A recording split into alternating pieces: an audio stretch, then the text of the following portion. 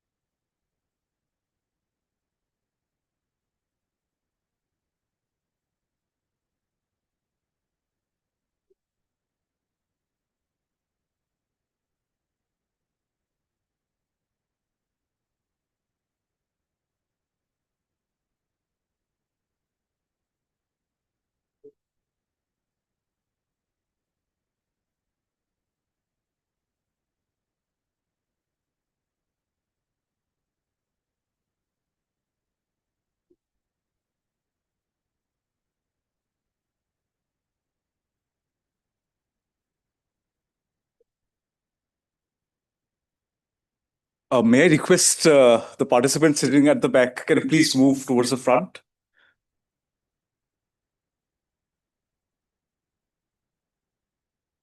Yeah, actually, we can keep the back seats empty if possible.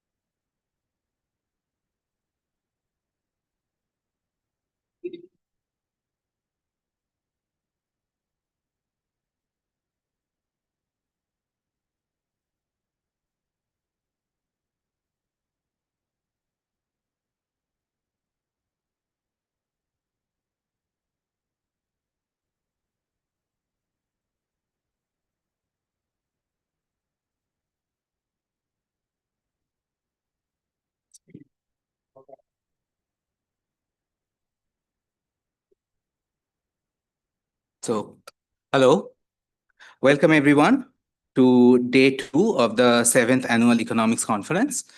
We are glad to have Professor Sangeeta Bansal deliver her keynote address to start the day.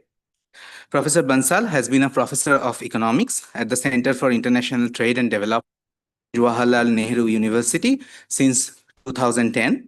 She served as the chairperson of the Center for International Trade and Development from 2008 to 2010 and served as an associate professor at the university starting in 2004. Professor Bansal received her master's in economics from the Delhi School of Economics and her PhD in economics from the Indian Statistical Institute. Her research interests span environmental and agricultural policy, development economics, the economics of technological change, information economics, and microeconomic theory. She is the editor of the journal Agricultural Economics and an associate editor of the journal Resource and Energy Economics. She has been an editorial board member of the journal Environmental and Development Economics and a recipient of the 2008 ICSSR in WO Research Grant, the 2004 European Summer School Grant, and the 2003 grant for participating in the Environmental Economics and Policy Making Program at the University of Gothenburg, Sweden. She has visited the Department of Agricultural and Resource Economics and the Economics Department at the University of California, Berkeley. USA, Tilburg University in the Netherlands, the University of Gothenburg in Sweden, and the Indian Statistical Institute in India. Professor Bansal is also a recipient of the prestigious Fulbright Nehru Senior Research Fellowship 2013-14 to visit the University of California, Berkeley. In addition to her academic contribution, she has provided policy consultancy to leading national and international institutions such as the International Food Policy Research Institute, the United Nations Conference on Trade and Development, the Ministry of Environment and Forests, and the South Asian Network for Development and Environmental Economics, making her work deeply influential at the intersection of economic theory, empirical research, and public policy. I would now like to welcome Professor Bansal to the stage to deliver her keynote address.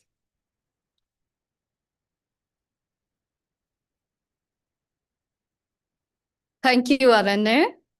And it's a real pleasure and privilege to be here to addressing this conference. And thanks for all the participants who are here on the second day of this wonderful conference. So I'd like to begin by congratulating the organizing team for putting together such a wonderful event. And, also, I'm enjoying the enthusiasm and energy of students who are like, doing events on the sides, podcasts, reading my papers, coming up with questions, which okay, you seem to have read my papers. That's really nice. I'm like really enjoying it. And my joy becomes even more special because my former students are taking lead in organizing this events. Uh, yeah, for us as teachers, it's a real joy when you see students come up and do all these things, and you feel you've taught them something. Okay, so yeah, and I would also like to thank for inviting me here, giving me this opportunity to visit this excellent university, get to know the young faculty out here, and meeting and interacting. So yesterday I attended all the keynote lectures, the excellent keynote lectures, and also some of the sessions where the quality of papers is very high. So it's a real learning experience, and all the interactions, and I'm sure this today event, all of us will go back learning a lot. So what I'm going to talk about today, I'm going to talk about, as the title suggests, what kind of air are we breathing, and what is its impact on health? Can we say something in as a causal impact that this not so clean air or polluted air or dirty air, whatever we want to call it, how is it impacting our health? I mean, do we have evidence? Because like newspaper stories and all that in the media, we read one is losing 5 years of life expectancy because of pollution. Years, and there's so many different estimates. But we want to see and we want to do this that, okay, what is the real evidence? What can we say confidently how it is impacting us? I've been working on the topic of air pollution for last couple of years. And, motivating factor, of course, Delhi's air. If you have to breathe it in and out, you can't help but try to look at it, what can be done. But the work that I'm going to present today, this is a very recent work, and it's with co-authors Vivek Chandra and E. Somnathan. And I believe Vivek is here in the audience, so I'm very glad that he could join us today. Okay. So, what are we going to do about it? I'll take you through, you know, the pollution data, its heterogeneity, temporal variation, and regional variation. We'll first try to see what are these levels. And that will motivate me into designing my research design to estimate causal impacts of air pollution. So that's how I'm going to take you through. So the motivating factor, I think we are all aware that air pollution is one of the leading global risk factors for death among children, infant mortality as well as under 5. And as per WHO estimates, over 7 million total deaths they were attributable to air pollution. So that's a pretty large number. And if we look at regionally, South Asia continues to experience the most polluted air in the world. So of course, I mean, globally, air pollution matters, but it concentrates in certain regions, and that region is South Asia. And within South Asia, we'll see that India is one of those regions. So India suffers from severe levels of air pollution globally. And, I'm just quoting some IQAF figures. This is like this one. And 11 out of the 20 most polluted cities in the world are in India. And I was looking at some more as, estimates, and somebody was saying that 90 out of most polluted 100 cities are in India. I have to just check that. So, I mean, whatever may be these numbers, but the number is pretty large. And almost all of the entire Indian population is exposed to PM 2.5 concentration levels that exceed WHO. So, like AQI in Delhi, it crosses 500, and we become happy when it's 300. But even that 300 is very large regarding to, relative to what are the WHO limits. So obviously, there's no dispute that air pollution is very. And I'll be focusing on PM 2.5. What is PM 2.5? It's particulate matter which is less than 2.5 microns in diameter. And that's one of the most hazardous pollutant because of its small size, and it's really, really small, maybe much smaller than a hair strand. And these particles, they enter the respiratory system, and through the blood stream, they enter the bloodstream, and then they affect all the organs. So there is this medicinal and the physiology kind of thing, that how they can damage our systems because of their small size. As we inhale, they enter the respiratory system and then the bloodstream, and then it can it can go past placenta of pregnant women and affect fetus and development of fetus. All these things can happen because of the small size. And cardiovascular diseases, respiratory diseases, asthma, even heart attack and cancer has been related to PM 2.5 concentration levels. So this is one of the very hazardous pollutant. And in today's lecture, I'm going to be focusing on PM 2.5. Okay. So obviously, as I said, that PM 2.5 from October onwards, it start peaking in Delhi and draws a lot of media attention. So I mean, these are just clippings from last couple of weeks. Every day in newspapers, one full page is devoted to air quality. I mean, that's media attention, but what are the actual steps happening? We do not know. So somebody will blame it on farm fires, somebody will blame it on Diwali, like everybody comes up with a different story, but there is a story every day in media, and air pollution, it captures a lot of media attention. And then, it's not only just our health impact, because when you have so much of pollution outside your homes, there are these warnings, don't step out, and it affects our lives in many more ways than just like health, because children, they have to make a decision, should we go out and play, which is a normal thing, but when air pollution levels are so high, they have to stay inside. So it affects how children are growing up in those areas. Adults, they face a choice. Should I go for my evening walk, just like I do every day? Oh no, today pollution AQI level is very high, stay indoors.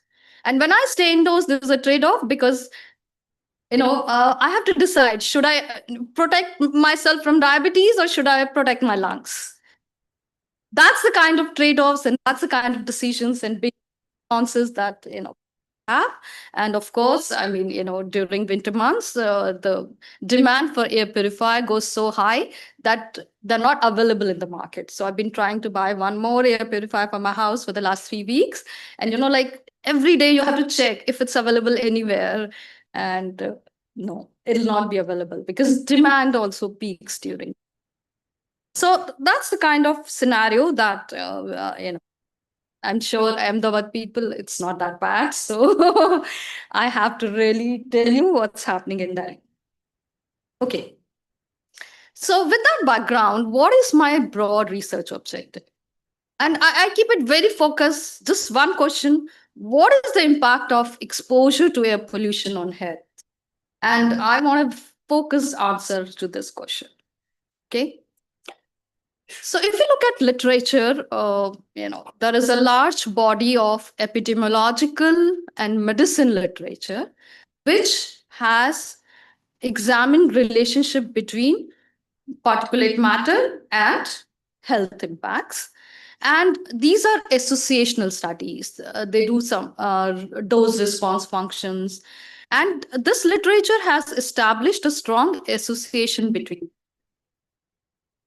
But as I said, these are associational studies, and we're interested in that. We are interested in a causal mechanism. The other thing is that most of these studies, they are from developed countries, like some from US. It all started with this, literature, and Greenstone has been very active in this field. So the literature started with US. Now the findings that we get from US, they're not generalizable to high pollution countries, because in the US, how much PM 2.5 will be? It's around 10 or maybe 15, and here it's over 100. So with such a stark difference, it's not really generalizable. Recently, there has been some attempt to even estimate, what air pollution can do within India. So again, epidemiological study by Kavita Balakrishnan and co-authors. This is like a large team of co-authors. They did state level analysis, and one of the results they find is that average life expectancy gains are about 1.7 years, and if we reduce air pollution. I have another study with Ebenstein and other co-authors, and in this study, we try to see that how climate change can also affect air pollution by changing weather patterns. So these are some of the studies which are based in India. What about this literature that's trying to estimate cause impact? Okay, so now there's a growing quasi-experimental literature, and this literature started with Michael Greenstone, Chen, and other authors. A.V. Ebenstein, etc. And they did this study in China. So they utilized a natural experiment setting in China, and they're using regression discontinuity design, and they take River Huai as something that separates more polluting regions from less polluting regions, and they find gains in life expectancy to be about 0.64 years if PM10 goes down by 10 microgram per meter cube. And so then you just convert it into PM 2.5, and the gain is about 0.98 years. And then there have been some attempts to extrapolate those coefficients which have been estimated in China, use it on India, and say that okay, in India also there'll be life expectancy. And in the newspapers and in very reports, when we read about how much is the gain in life expectancy, that's actually based upon coefficients. Those have been estimated for China. Okay, there's one more study which I might like to talk about. This is Derogina, and this was done for the US, and they are trying to see the causal impact of exposure to air pollution on elderly mortality in the US, and they use wind direction as their instrument for causal analysis, and they find that 1 microgram per meter cube exposure would lead to 0.69 additional deaths per million, right? They're talking about per million. We'll be just talking about per thousand. So, okay. So the very specific research is to estimate causal impact of sustained exposure to fine particulate matter, that is PM 2.5 in India. And I'm using two outcome variables. Both of them represent early life mortality, infant mortality rate, and under 5 mortality rate. Okay. So just to see that, what has happened over the years, how pollution and PM 2.5 concentration levels have, changed or increased over the years. So this graph or map that I'm showing you, this is for year 2002. And as you can see that pollution ranges from 0 to 110, and there are few of these deep red or orange spots in the northern part of India, and the entire belt is more polluted than the Deccan Plateau and southern part of India. So we are already starting to see these patterns, but concentration levels are still very localized. And how the figure changes in a 20-year period. As you can see, this orange line, which represents much higher PM 2.5 concentration levels, this is like an entire belt in the north. Okay, so what can we draw from here? That yes, the pollution levels are high, but they're very localized. There's regional heterogeneity, and somehow in the towards the south of this, like I'll be talking about Indo-Gangetic plates. Towards the south of Indo-Gangetic plates, as well as towards the north of Indo-Gangetic plates, pollution levels are not that high. Okay, so I'll be using. This is a motivation for my methodology and research design. So I want to draw your attention to this regional variation in pollution levels. Okay, so this is a picture which I've picked from this particular study, Color, and actually they are the ones who are providing very high resolution PM 2.5 data. Here, what we see, not only regional variation, but also temporal variation or seasonal variation. So pollutions, if you look at the figure on the lower right-hand corner, the pollution starts accumulating in the northern region, October onwards. It peaks by December, January. So that's the first figure.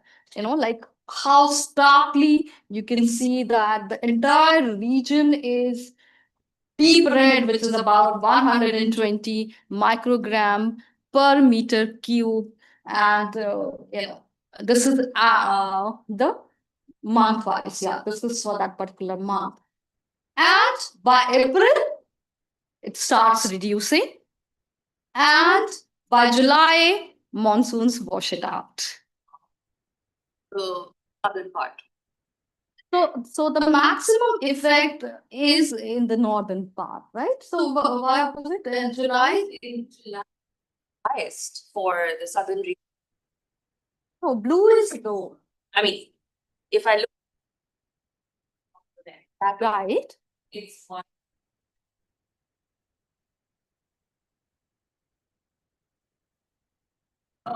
It's going down, right?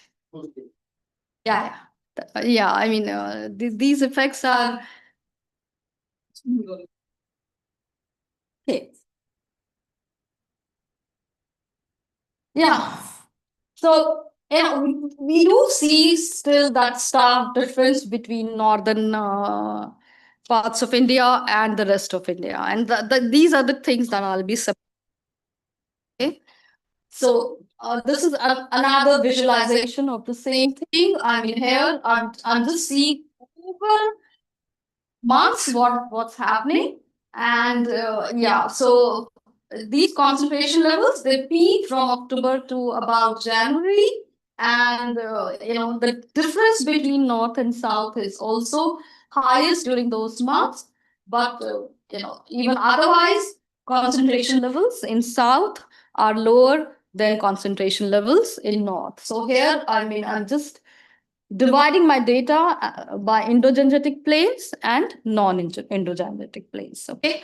Now, why that's happening? Because this is like geography and topography of the region. Endogenetic planes, they suffer from valley effect because they are the sunken parts. On one side of these plains, we have Himalayas. On the other side, we have these ranges in the Deccan Plateau. And this particular region gets sunken. And because of that, the pollution that's generated here doesn't get dissipated. So, these are like geographic and topographical reasons for this difference in concentration, ambient air pollution concentration levels. And we're going to utilize that geographical factor in our research design. Okay, so what is the novelty of our study? We identify a physical boundary from the geographical literature and use it as an exogenous threshold for our regression discontinuity design. And we use pollution data as well as mortality data from within India. We're not just picking up coefficients from somewhere and extrapolating or doing this. And our analysis is done at a very detailed level. Our unit of analysis is each child born in India. Okay. And well, this is the first study which is trying and attempting to estimate a causal impact of air pollution on mortality rates in India. So we use two, empirical methods: with regression discontinuity design and instrumental variable 2SLS. And our pollution variable is long-term exposure to pollution, in the sense that we collect data from 2013 to 2020 and take an average of that. Okay. So, I mean, what is our boundary? So this is a boundary which, as I said, that we draw from geographical literature. So this is given by University of Technology, Dresden, Germany, and IIT Kanpur. So they provide this boundary of endogenetic planes, and matching longitude and latitudes, we just draw a threshold for our RDD design from this particular literature. Okay. So what are our treatment and control groups? Our analysis is, as I said, at the household level and individual child level. So these are household clusters, the green region. These are household clusters in our treatment group, which is the endogenetic planes. And there are household clusters all over India. And, so I'll be using different kilometers for my robustness check.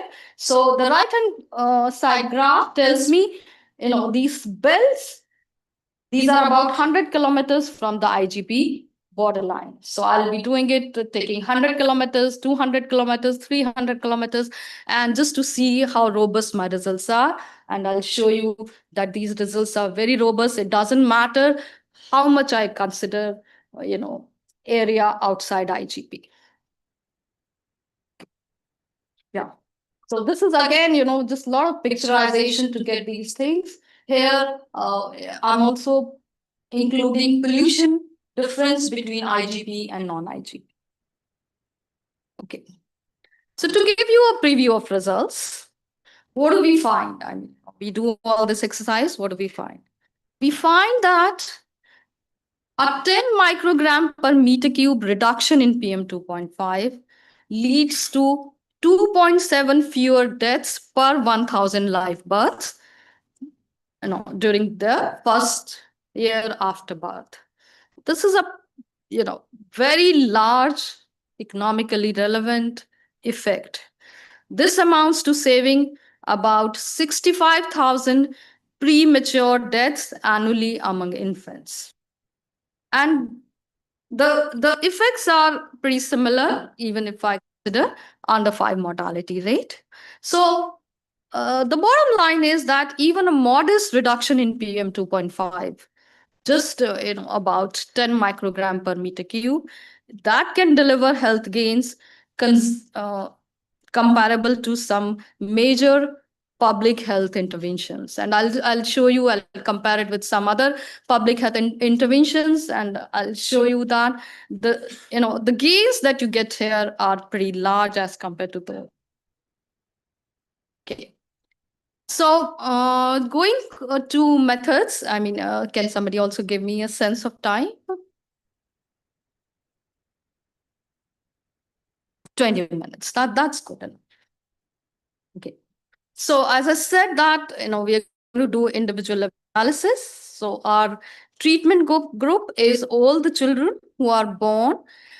So we take NFHS 5 data, see all the women who are in that data, and all the children who are born up to 5 years from the date of the survey.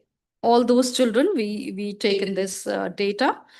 And then our control group is we take different boundaries. So the results I'm going to present is about 3-degree latitudes south of Indo-Gangetic plains and 3-degree latitudes on the north of Indo-Gangetic plains. Okay.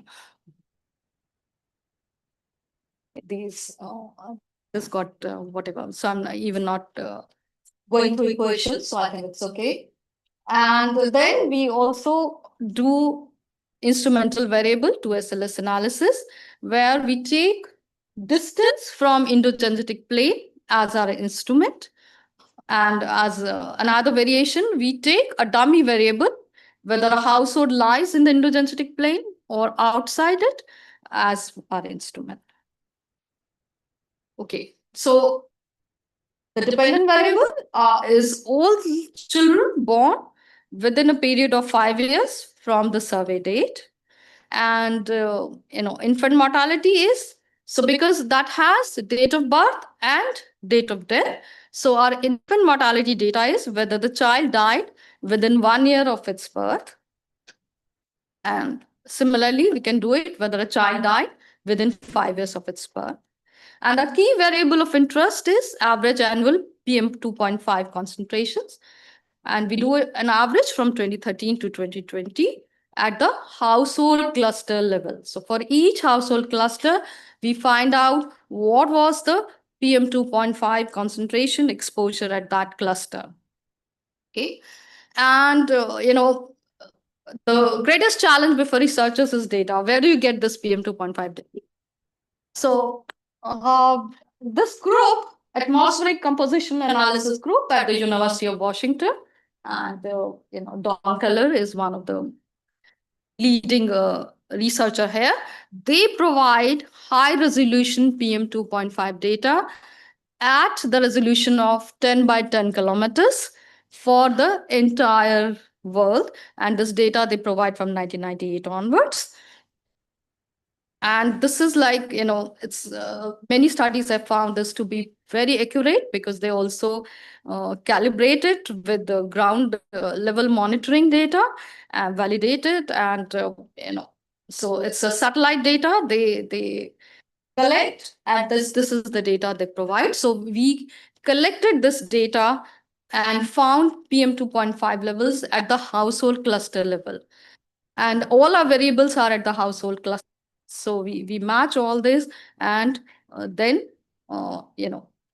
know that how much PM 2.5 each child or each household is being exposed to. Okay, so obviously, if I'm looking at infant mortality rate, I have to be controlling for a whole set of factors.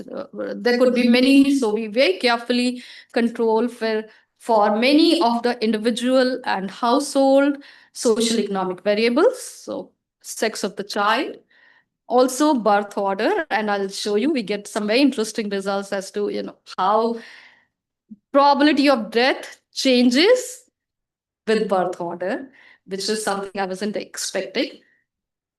Of course, mother's education, mother's age, caste is an important variable, wealth of the household, then all kinds of, excesses. Does our household have access to piped water, to safe drinking water, to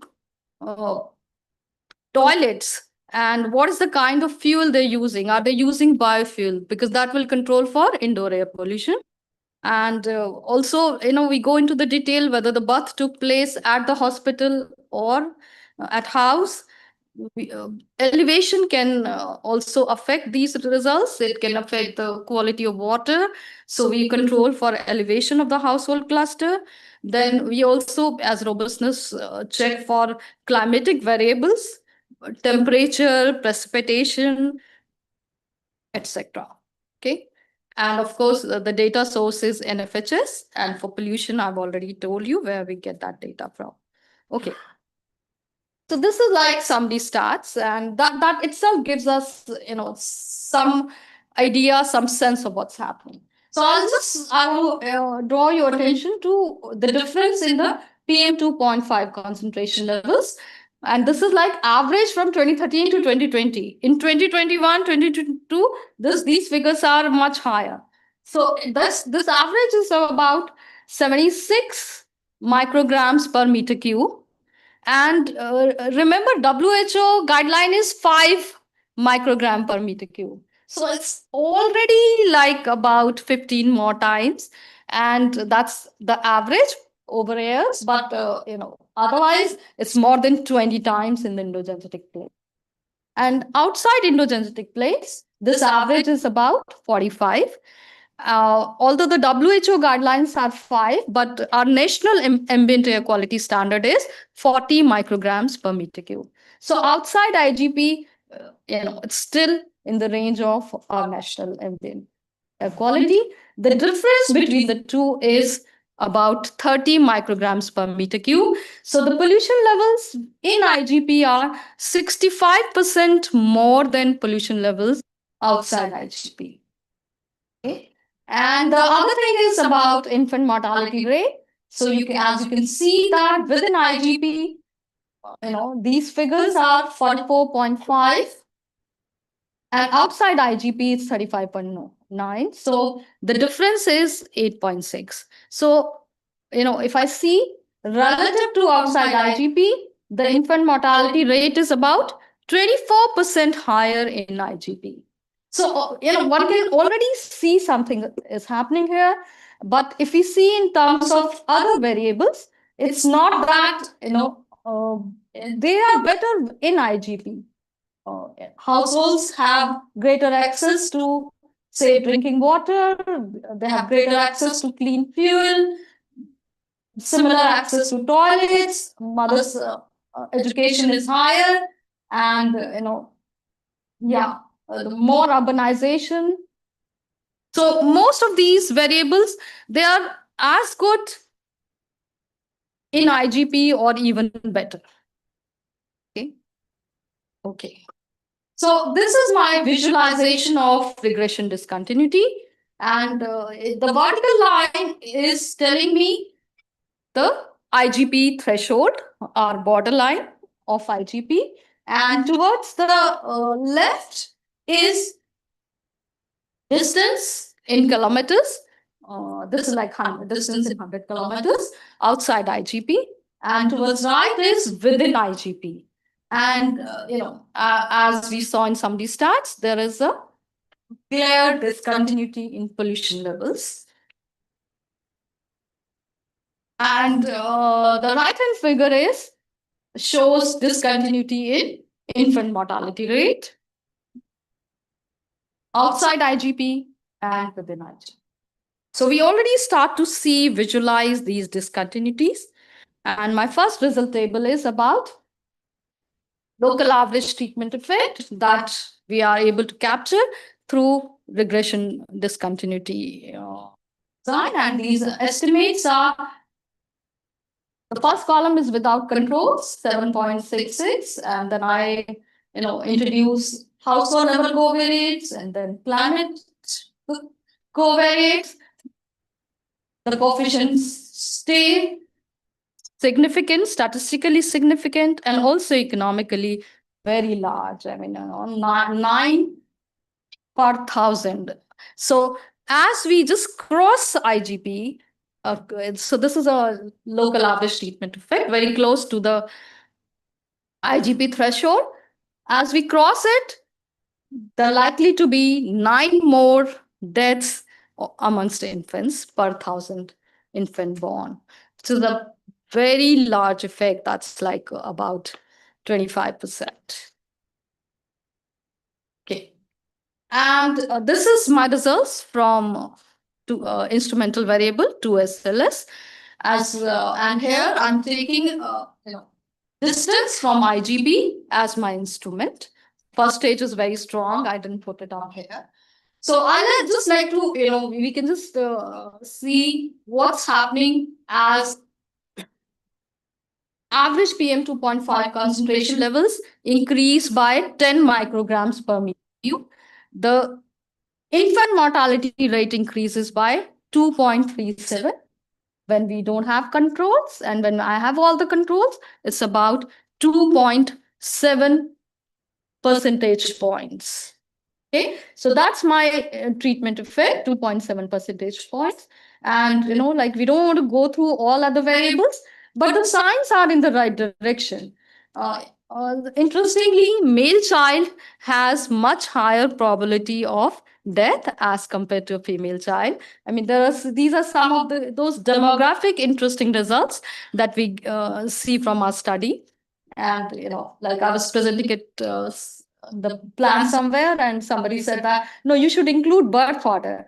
So I included birth order, and I do see that, children born, the higher birth order has a higher probability of death. But if it's a male child, then the probability of death reduces. So those kind of social norms where you if you get a male child after 3 or 4 girl childs, you try to protect that child even more. So these are we also get some very interesting results. But otherwise, mother's age, mother's education, all these, they have a negative impact on mortality rate as expected. Hospital birth, urbanization, general caste, all the variables, access to toilets, access to clean fuel, access to piped water, they all have, the effects that we would expect. And controlling for all these variables, we still find PM 2.5 concentration levels to have a positive impact on infant mortality rate. So, just for robustness, I change my instrument. And here the instrument is a dummy variable, whether a household lies within the endogenetic planes or outside endogenetic planes. And my coefficients and results they're exactly the same. So, just to be sure that what we're getting, we do a series of robustness checks in the RDV design. So I vary my bandwidth and consider alternate bandwidths. We get the same results. In our 2SLS design, we include administrative divisions fixed effects because district fixed effects doesn't give me enough variation. So states define administrative units. That's like about 3 to 4 districts come together, which is like a revenue. So we put in those fixed effects.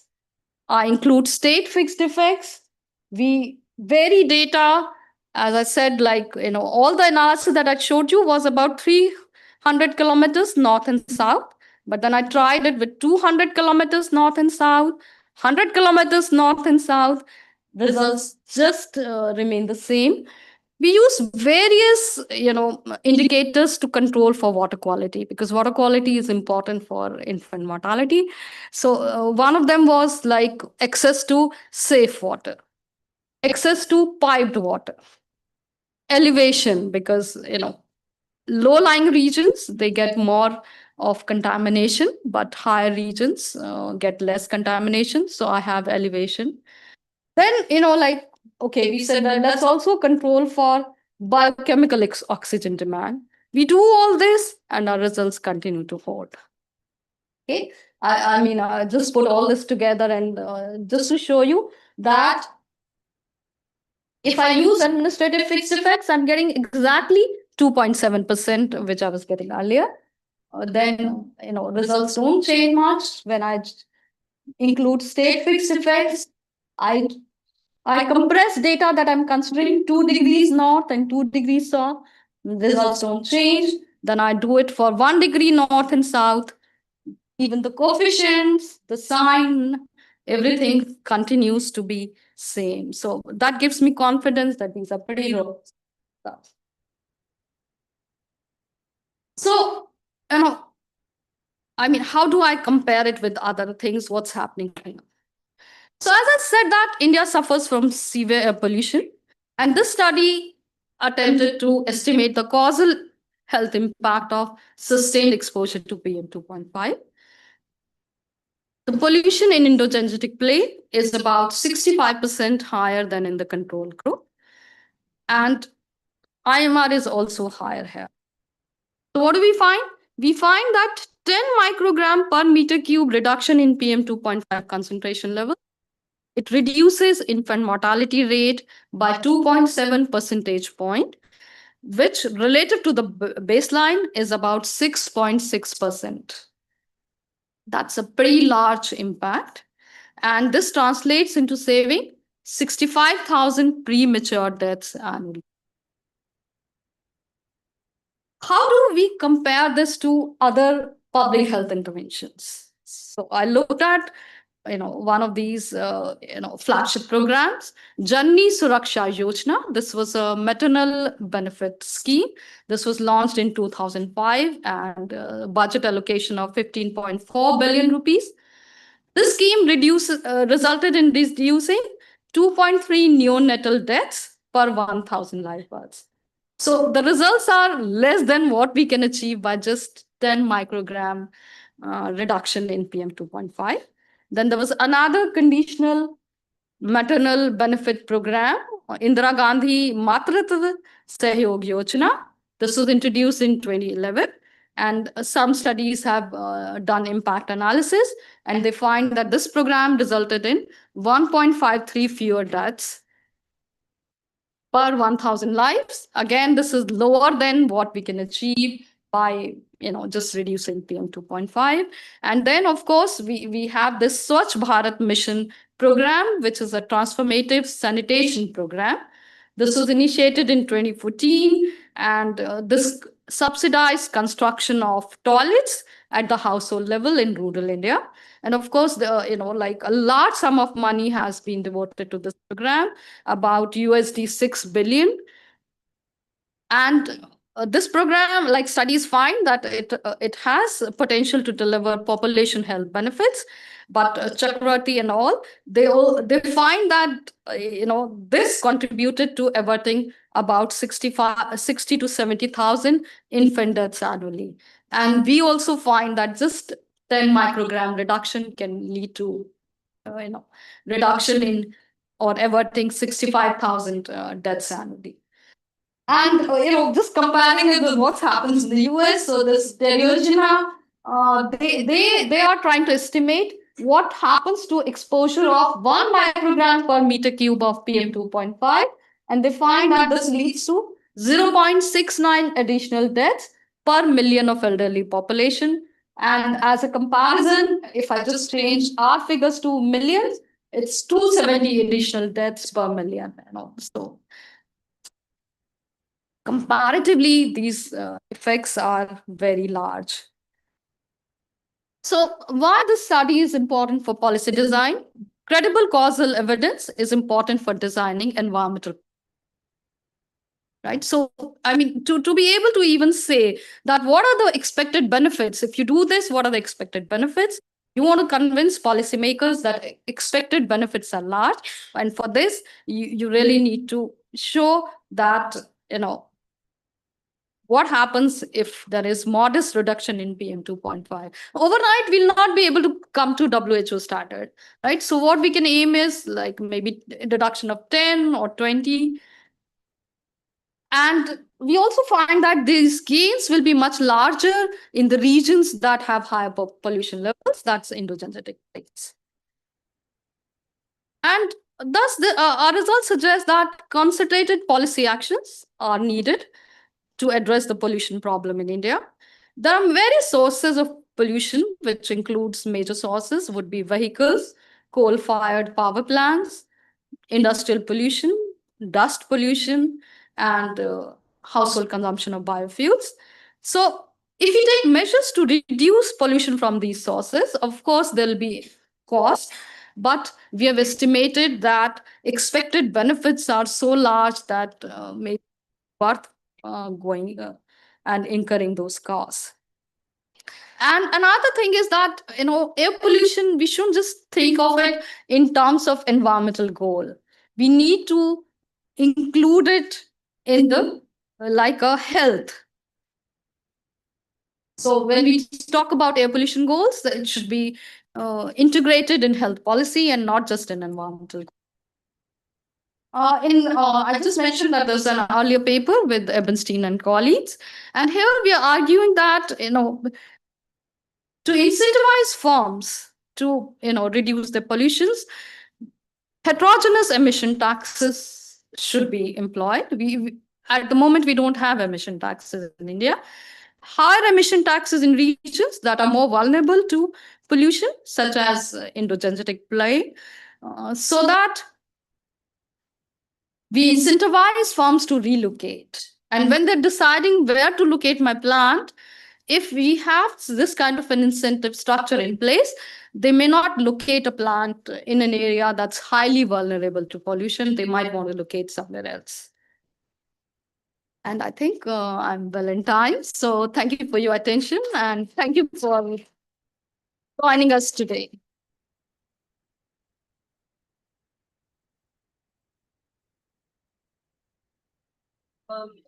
That was a wonderful presentation and so clear, crisp, and it's too frightening actually.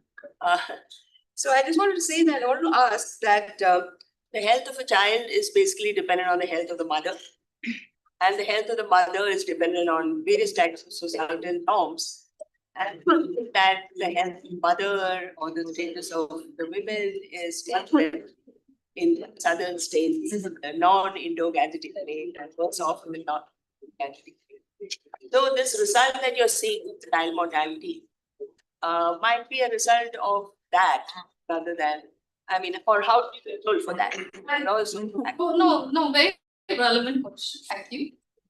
So we include a whole set of controls in our analysis. And as you said, like in the south, so we're not even going up to the south. I'm just looking at 100, showing that figure.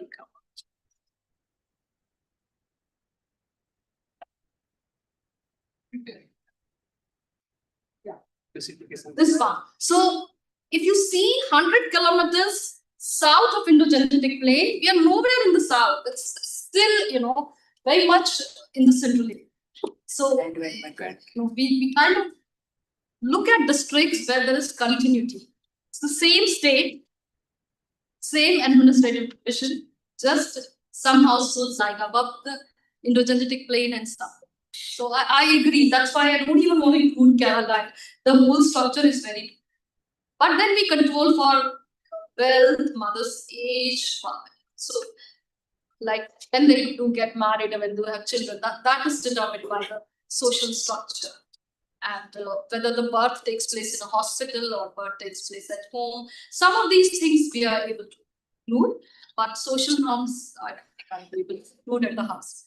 Thank you so much. Thank you very much. It's a wonderful presentation and it's, lots of things, And I have two questions. I'm not sure how much part in. One is that, you have these days the digital and other things access to. Say, for example, is it that this effect is more pronounced in the area of ghettos, for example, the ones that you get the satellite images of the concentrations, okay? So, of course, there will be some effect, between the ghettos and probably non-ghettos, okay, in some way. But it is kind of the second order, is it even more for the relatively poorer, congested areas than the kind of a richer place? That's one. And the second thing is that it's again probably a cliche question, that is, suppose that this PM2, this particle, if it is observed, so just like in a carbon trades, can you, rather than imposing taxes, which is very difficult to make the tax evasion, but suppose if you can design a policy what would be your, say, total amount of things that it could be fixed at some regions, and then the companies could trade. These days with the AI monitoring and other technology, that could be also enforced, but I'm not sure. No, both suggestions are good. So the first one was that if there is variation in the impact depending upon poorer and this, we haven't done so, but that can be done by interactions. I can always interact it with wealth of the household. So yes, that's a good suggestion. We can do it. And in terms of policies, yeah, like emission tax was just to bring about heterogeneity, but that heterogeneity we can do it in many different ways. So what you're suggesting is a cap and trade kind of a scheme in that, or we can also design something like, I'm thinking in terms of payment for ecosystem services, and it'll be really good if we can also claim carbon credits for the reductions that we're doing. So those will be win-win solutions, but we need to start thinking about in those directions because obviously, farms and farmers and everybody else, if they don't have incentives to reduce, nobody's really going to. So we have to provide policy incentives so that to change behavior and so that economic agents in their own interest, they adopt policies which can reduce emissions. Yeah. I think I'll just come back.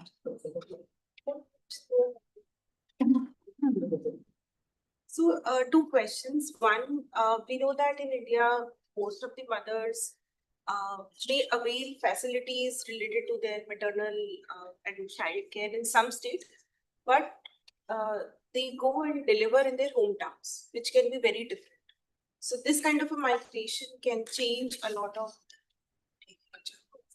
Second question, what are some of the mechanisms that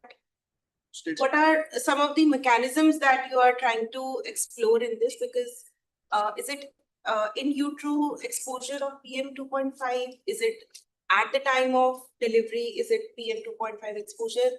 If at the time, then the results should look a little smaller because the span of exposure is small. So what are the mechanisms? Yeah, right. So migration.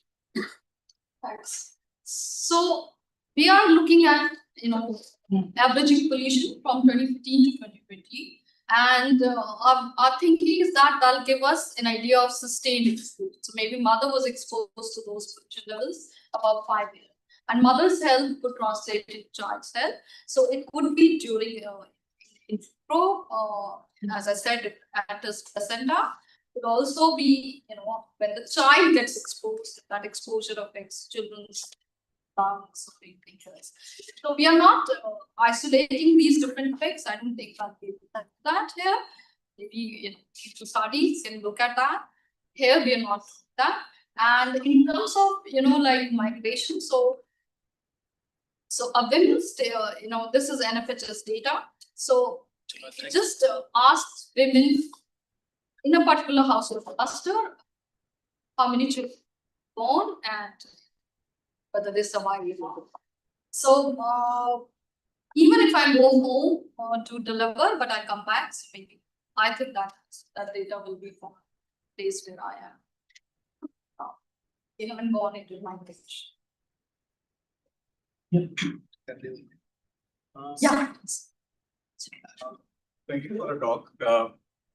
I like the idea of heterogeneity for taxation or levies. But I have a comment. So we can try and link the activity that generates more PM rather than having a blanket approach. That there's a high polluting zone.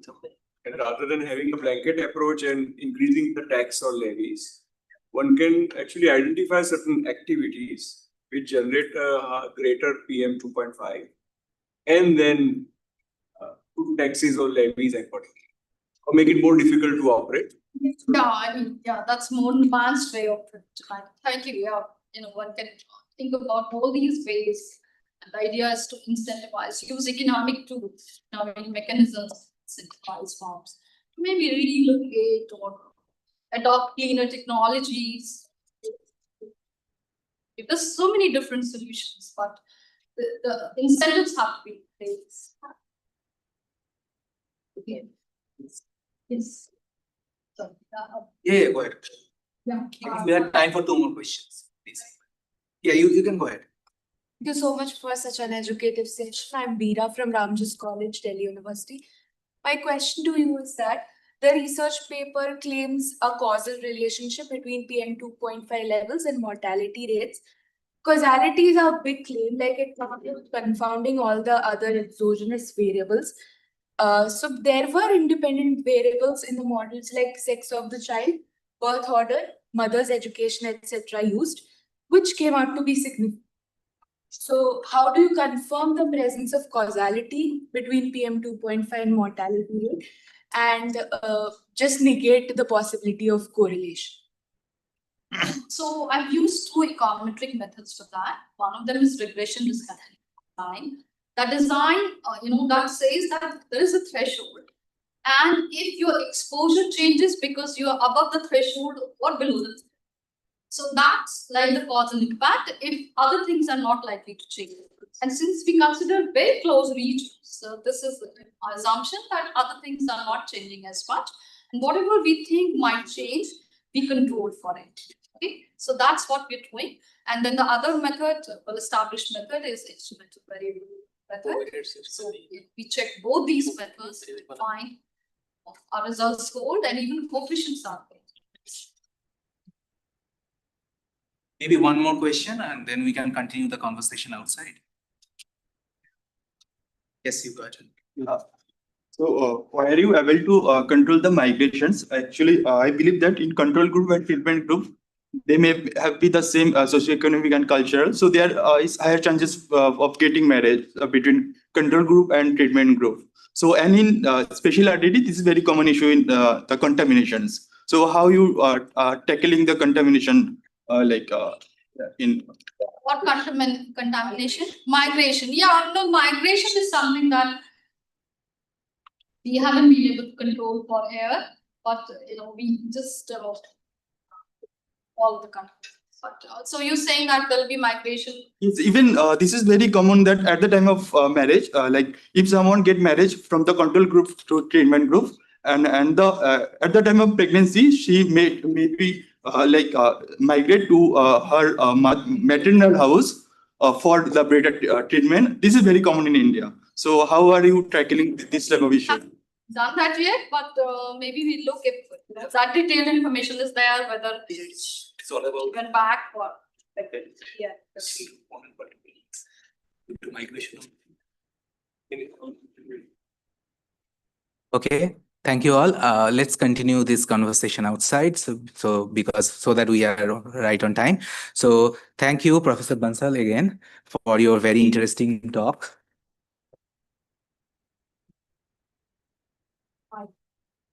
I would now like to request Professor Nilesh Jain to come on stage and give Professor Bansal a token of appreciation.